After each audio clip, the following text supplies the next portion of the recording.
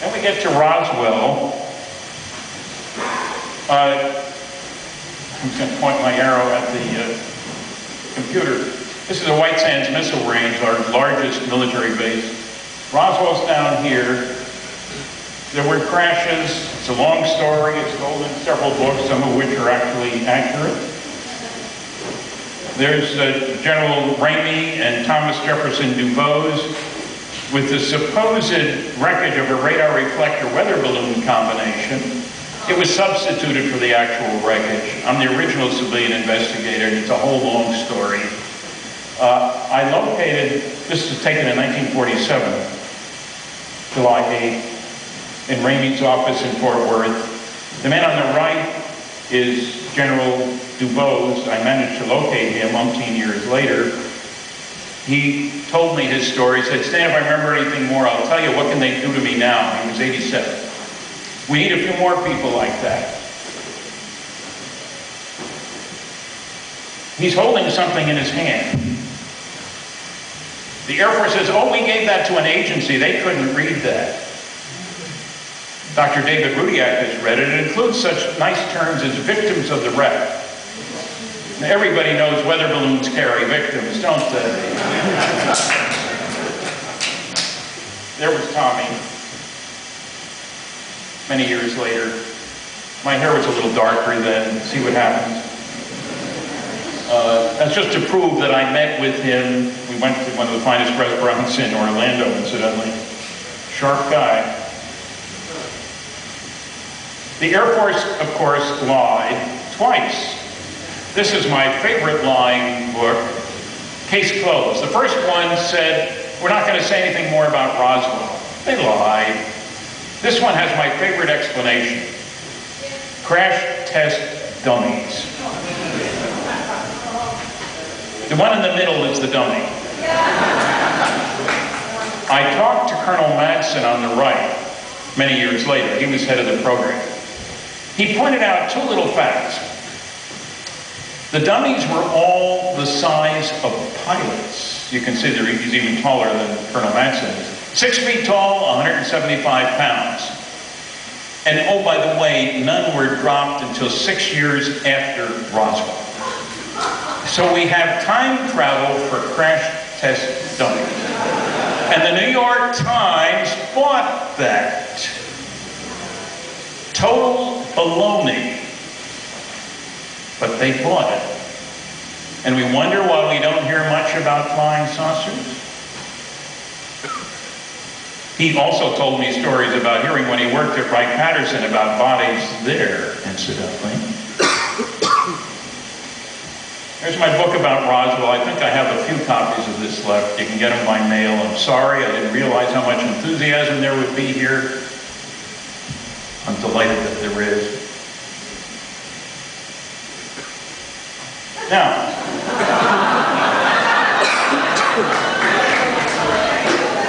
another one of the major arguments is governments can't keep secrets. What's wrong with you, Stan? You're saying the government, the same government that operated FEMA, you know how they reacted down in Katrina, the same government that puts out, that does the post office, that they could keep a secret for 60-some years. How absurd. It's funny, why don't they talk about the CIA, the NRO, the DIA, the NSA? Governments don't keep secrets, organizations do, and the people working for those organizations. Now, it took me 5 years to get that very exciting document up on the screen. This is a CIA UFO document. You can read 8 words. I mean, they're very exciting words like doc reference, title, info date, bunch of numbers, USSR, that's a big one. Make a lot of pages that look just like this. Now, well, I'll show you another one.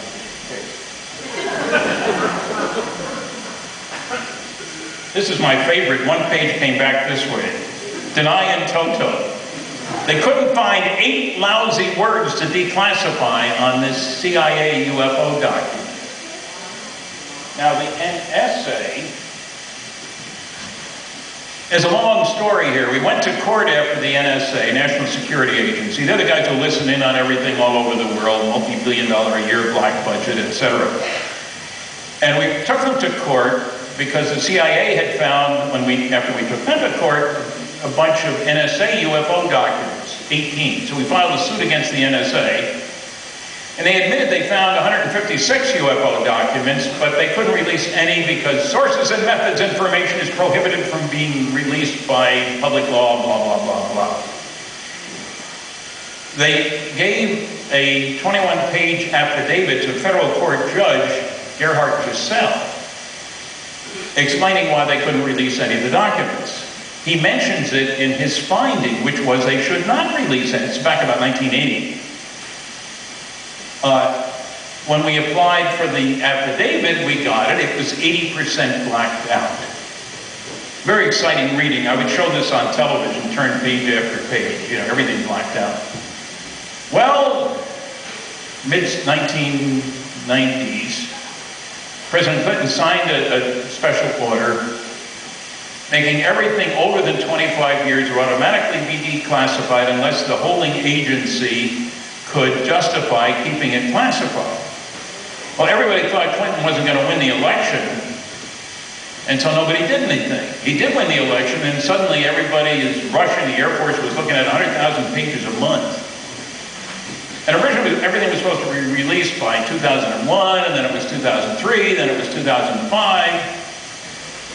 And finally, the NSA released 156 UFO documents. Wow!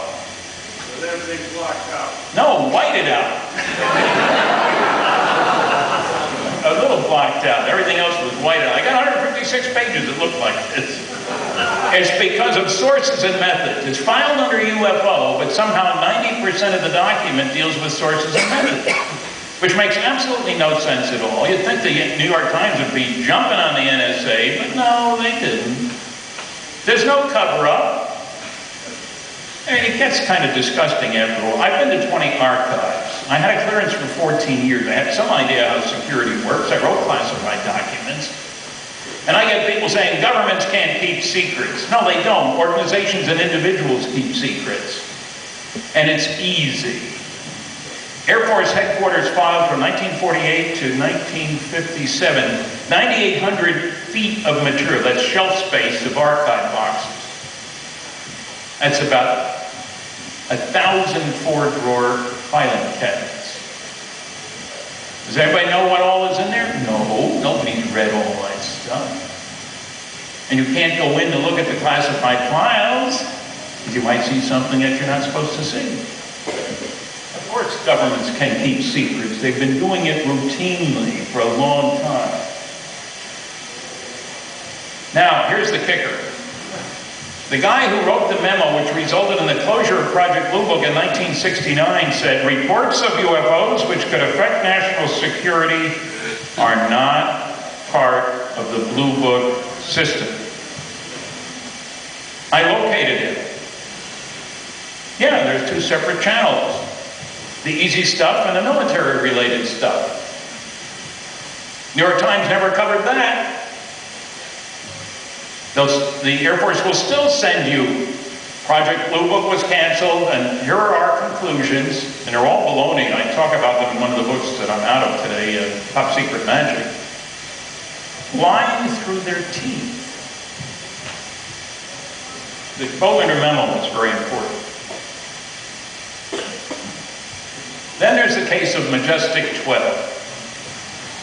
Some documents turned up way back in 1984. They've been argued about ever since then. I wrote a book, Top Secret Magic. I say 3 of them are genuine, and there's well over 100 that are phony.